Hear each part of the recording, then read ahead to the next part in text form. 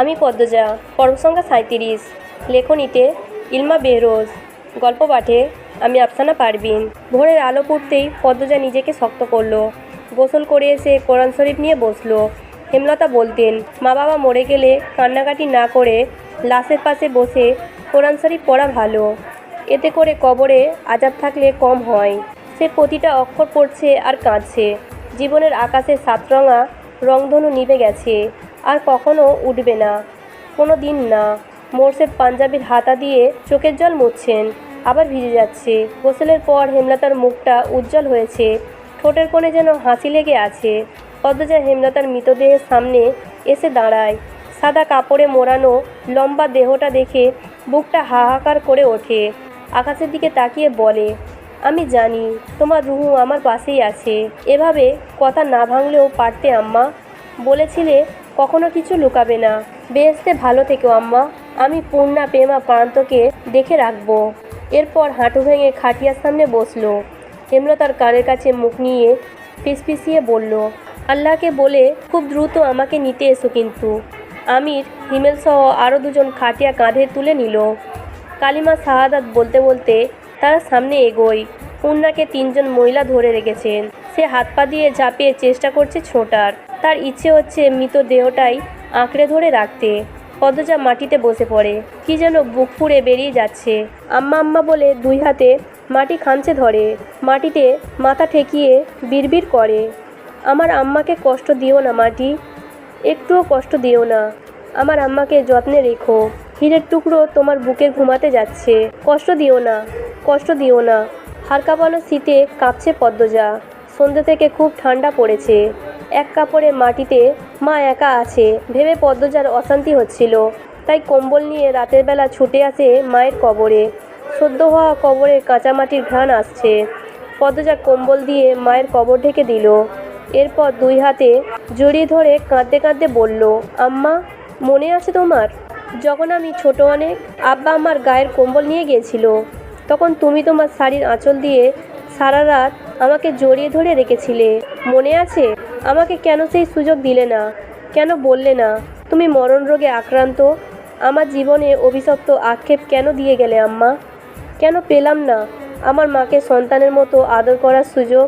কোন দোষে আমার সঙ্গ তুমি নিলে না? মৃত্যুর আগে নিজের মেয়ের সাথে এত বড় অনাচার করে গেলে আম্মা, বিশ্বাসঘাতকতা করলে। আমি তো তোমাকে অন্ধের মতো বিশ্বাস করতাম, কখনো কোনো বিষয়ে জোর করিনি, জোর করে জানতে চাইনি। আমি বিশ্বাস করতাম তুমি সব বলবে আমায়। তুমি নিজে আমাকে বারবার বলেছ তোমার জীবনের এক বিন্দু অংশ থাকবে না যা আমাকে বলবে না। তবে কেন সেই কথা রাখতে পারলে না? আমার কষ্ট হচ্ছে আম্মা, তুমি অনুভব করছো? আমি তোমার বুকে শুয়ে অভিযোগ তুলছি, তুমি আমার সাথে বিশ্বাসঘাতকতা করেছো, আমার কাছ থেকে কেড়ে নিয়েছো 10 মাস। তুমি পারতে আমাকে বলতে, তুমি পারতে আমাকে বিয়ে না দিয়ে নিজের কাছে রাখতে, তুমি পারতে আমাকে আরও 10 মাস আমার মায়ের সঙ্গ দিতে। আমি এত আক্ষেপ নিয়ে কি করে বাঁচবো আম্মা? কয়েকটা শেয়াল দূরে দাঁড়িয়ে আছে। মাঝরাতে কবরে ঝাঁপিয়ে পড়ে কেউ কাঁদতে পারে এমন হয়তো কখনো দেখেনি তারা। পদ্মজা হেমলতার কবরে হাত বুলিয়ে দিচ্ছে আর অশ্রু বিসর্জন করছে। আত্মহত্যা পাপ না হলে হয়তো এই পথই বেছে নিত সে। মোর্শেদ আর আমির টর্চ নিয়ে পদ্মজাকে খুঁজতে খুঁজতে কবরে আসে। হেমলতার কবর দেখে মোর্শেদ দুর্বল হয়ে পড়েন। পদ্মজার সাথে সাথে তিনিও কাঁদতে থাকেন। আমিরের শব্দভাণ্ডারে সান্ত্বনা মজুদ নেই। সে সাহস করতে পারল না কথা বলার। কান্না থামিয়ে পদ্মজা মুখস্থ সূরা ইয়াসিন পড়তে থাকলো। সে চায় না তার মায়ের বিন্দুমাত্র কষ্ট হোক কবরে। সন্তানের আমল নাকি পারে মৃত মা বাবার শাস্তি কমাতে। যদি কোনো পাপের শাস্তি হেমলতার আমলনামায় থেকে থাকে, তা যেন মুছে যায় পদ্মজার কণ্ঠের মধুর সুরে। ধীরে ধীরে পদ্মজার কণ্ঠ কমে আসে, ঠান্ডায় জমে যায়, চোখের মণির রং পাল্টে যায়। আমি দ্রুত পদ্মজাকে কোলে তুলে নিল। এরপর মোর্শেদকে বুঝিয়ে শুনিয়ে বাড়িতে নিয়ে আসে। হেমলতা পড়ে রইলেন একা একা। শিয়ালগুলি একসাথে চেঁচিয়ে উঠল, মৃত্যুর মতো সত্য আর নেই, জন্মালে মৃত্যুর স্বাদ উপভোগ করতেই হবে।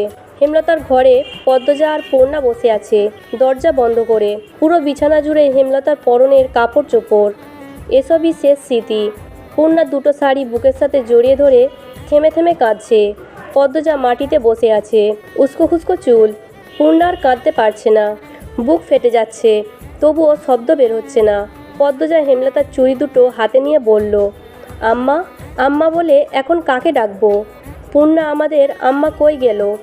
পূর্ণা বিছানা থেকে নেমে আসে, পদ্মজাকে জড়িয়ে ধরে ভাঙা স্বরে বলল, আল্লাহ কেন এমন করলো আপা? আমাদের প্রতি একটু দয়া হলো না? এই ঘরটায় আর আসবো না আম্মা। আপা, আম্মা আসে না কেন? আপা, আমার শ্বাস নিতে কষ্ট হয়, আমাকে মেরে ফেলো। কাঁদিস না বোন, আমাদের সবার আবার দেখা হবে পরকালে।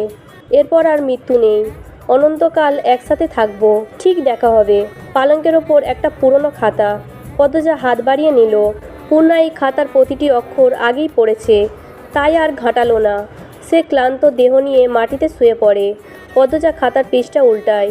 আমার আদরের পদ্মজা, আজ 15 দিন তোর বিয়ের।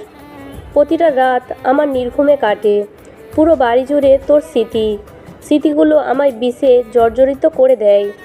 মেয়ে হয়ে জন্মালে বিয়ে করে শ্বশুরবাড়ি যেতেই হয়, তবুও মানতে কষ্ট হচ্ছে।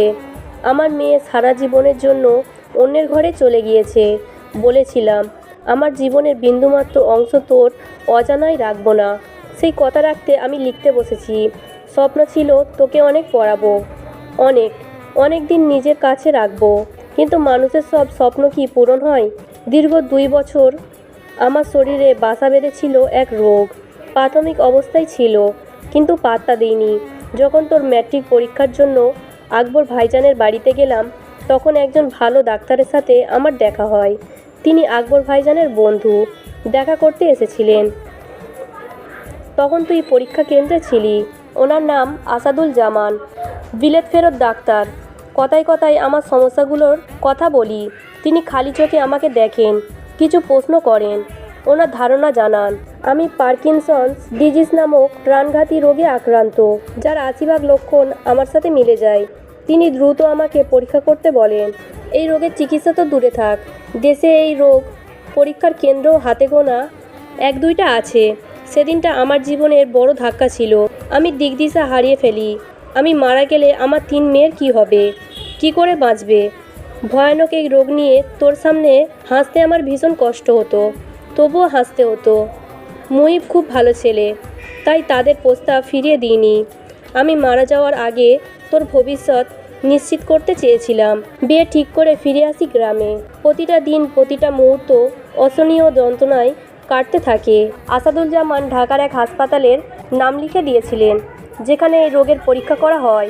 100% নিশ্চিত হওয়ার জন্য পরীক্ষা করানোটা জরুরি। তার জন্য কেউ একজনকে দরকার পাশে। তোর আব্বাকে সব বলি। সব শুনে তোর আব্বা হাউমাউ করে বাচ্চাদের মতো কেঁদেছে। আল্লাহর ওপর ভরসা রেখে চলে যাই ঢাকা। আমি তখন হুঁশে ছিলাম না, মৃত্যু আমার পিছনে ধাওয়া করছিল, তাই মাথায় আসেনি আমি না থাকলে আমার মেয়েদের কোনো ক্ষতি হতে পারে।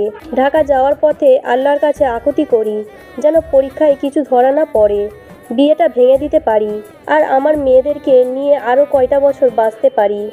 কিন্তু আল্লাহও শুনলেন না, তিনি দয়া করলেন না মা। জানতে পারি আমার হাতে সময় কম, এই রোগের নিরাময় নেই, যে কোনো বছরে যে কোনো মুহূর্তে মারা যেতে পারি। এই কথা শোনা আমার পক্ষে সহজ ছিল না, ভেঙে গুঁড়িয়ে গিয়েছিলাম। কিন্তু তোদের কথা মনে পড়তেই আবার নিজেকে শক্ত করে নিয়েছি। যতদিন বাঁচব শক্ত হয়ে বাঁচব, তোর জীবন গুছিয়ে দিয়ে যাব। আমি পেরেছি, তোর বিয়ে হয়েছে ভালো ছেলের সাথে, সুখে আছিস, এই তো শান্তি। আমার ভাবতে কষ্ট হয়, একদিন তোদের সবাইকে আমি ভুলে যাব। এখন তো কথা ভুলে যাই, তখন নিজের নারীচেরা সন্তানদের মুখও অচেনা হয়ে যাবে। কি নির্মম, তাই না মা? তুই ঢাকা চলে গিয়েছিস অনেক দিন হলো। আমার মনে হচ্ছে আমাদের আর দেখা হবে না। আমার শরীরের অবস্থা ভালো না। আজ নাকি প্রান্তকে চিনতে পারিনি আমি। বেশ অনেকক্ষণ ওর চেহারাটা আমার অচেনা লেগেছে। কি অদ্ভুত, ভুলে যে আবার মনে পড়ে। হাত পা মাথা মুখের থুতনি চোয়াল মাঝে মাঝে খুব কাঁপে। ধীরে ধীরে শরীরের ভারসাম্য একদম নষ্ট হয়ে যাচ্ছে। লাহারি ঘরে গিয়েছিলাম, হুট করে চৌকির ওপর থেকে পড়ে গিয়েছি। পূর্ণার সে কি কান্না, মেয়েটা খুব কাঁদনি হয়েছে। একদমই হাঁটতে ইচ্ছে করে না, শক্তি কুলোয় না। তোর কথা খুব মনে পড়ে। বৃদ্ধ হয়ে তোর শরীরে ভর দিয়ে হাঁটার ইচ্ছে ছিল মনে। পেটের চামড়ার ফোসকার মতো কি যেন হয়েছে। চুলকায়, ব্যথা করে, রাতে ঘুম হয় না যন্ত্রণায়। তোর আব্বা আমার অশান্তি দেখে ঘুমাতে পারে না। বাসন্তী আপা সব জানে। মানুষটা অনেক ভালো। ভুল তো সবাই করে, এমন কেউ আছে যে জীবনে ভুল করেনি? বাসন্তী আপার রান্না নাকি অনেক মজার হয়, খুব ভালো ঘ্রাণ হয়। প্রান্ত প্রেমা সারাক্ষণই বলে, কিন্তু আমি সেই ঘ্রাণ পাই না। ঘ্রাণ শক্তিটাও লুপ্ত হয়ে গেছে। কয়দিন ধরে টয়লেটও হচ্ছে না, খাবার গিলতে পারি না। কোন পাপে এমন করুণ দশা হলো আমার? বোধহয় আর শক্তি পাবো না লেখার। পুরনো সব কিছু স্থায়ীভাবে ভুলতে আর কতক্ষণ? সব লক্ষণ তো জেঁকেই বসেছে শরীরে, বাকি শুধু দুনিয়াটাকে ভুলে যাওয়া। আজ সারা রাত জেগে আরও কিছু কথা লিখতে চাই। সেদিন আমি জলিল আর মজনুর ছেলেকে খুন করেছি। সৈয়দ তার আগেই খুন হয়ে গিয়েছিল। আটপাড়ার বড় বিলের হাওরের টিনের ঘরে ওরা তিনজন সবসময় জুয়া খেলে, গাঁজা খায়। সেদিনও গাঁজা খেয়ে পড়েছিল। গিয়ে দেখি সৈয়দের লাশ এক কোণে পড়ে আছে। দা হাতে দাঁড়িয়ে আছে তোর দেবর রিদওয়ান। ও আমাকে দেখে পালিয়ে যায়। এরকম দৃশ্য দেখে অবস্তুত হয়ে পড়ি, তবুও থেমে থাকিনি। ঘুমন্ত জলিল আর মজনুর ছেলেকে বেঁধে বাকিটুকু আর বললাম না, শুধু এইটুকু বলবো, আমি যখন জলিল আর মজনুর ছেলেকে কোপাচ্ছিলাম তখন রিদওয়ান ঘরের একপাশে লুকিয়েছিল। সে সব দেখেছে। আমি বের হতেই সে উল্টো দিকে হাঁটা শুরু করে। আজও জানতে পারিনি সে কেন সৈয়দকে খুন করেছে। তুই ঢাকা চলে গিয়েছিস ভেবে শান্তি লাগছে। রিদওয়ান ভয়ঙ্কর মানুষ, তার খুন করার হাত বলেছে। এটা তার প্রথম খুন নয়। সাবধানে থাকবি, আমিরকে সাবধানে রাখবি। তোর শাশুড়িকে কাঁদতে দেখেছি, ওনাকে আপন করে রাখবি। আর লেখা যাচ্ছে না, হাত কাঁপছে, কেমন ঝাপসা হয়ে আসছে চারিদিক। এই খাতাটা প্রান্তের, লুকিয়ে নিয়ে এসেছি। আমার সব শাড়ির সাথে ট্যাঙ্কের ভেতর যত্নে রাখছি। আমার অনুপস্থিতিতে যখন পড়বি কাঁদবি না একদম। জীবনে বড় হবি। আমি না থাকলে মৃত্যুর কামনা করবি না, এটাও এক ধরনের পাপ। আল্লাহর যখন ইচ্ছে হবে মৃত্যু দিবেন। তিনি যে কারণে সৃষ্টি করেছেন তা পূরণ হলেই মৃত্যু ধেয়ে আসবে। শুধু মৃত্যুর কথা স্মরণ রাখবি, কোরআনের পথে চলবি, কোনো পাপে জড়াবি না, অন্যায়কে প্রশ্রয় দিবি না। আমাদের আবার দেখা হবে, আমার মায়ের সাথে আবার দেখা হবে। তুই তো আমার মা, আমার পদ্মজা, আমার 7 রাজার ধন, আমার 3 কন্যা, আমার অহংকার, আমার বেহেশত। ভালো থাকবি, খুব ভালো থাকবি। মা কিন্তু দেখবো কান্নাকাটি করতে দেখলে ওপারে আমার শান্তি হবে না, তাই কাঁদবি না। আল্লাহ হাফেজ।